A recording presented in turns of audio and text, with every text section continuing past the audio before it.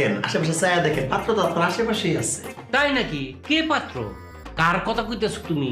আমাদের পাশের গ্রামের ওসমান চাচা ছিল দুলাল, লক্ষ লক্ষ টাকা কামায় দুবাই থেকে সদ্য দেশে ভিসা। যদি আপনার মেয়ের মিতালির সাথে দুলালের বিবাহটা দিয়ে দেন, তাহলে দেখবেন আপনার মেয়ের রাজরানীর মতো আছে।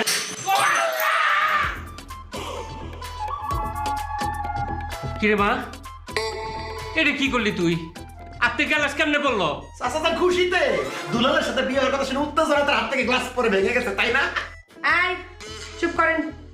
আপনি কি দুলালের সাথে বিয়ের প্রস্তাব নিয়ে আমার বাড়িতে আসছেন? অবশ্যই। জারুর বাড়ি খাইতে না চাইলে এখান থেকে তাড়াতাড়ি যান।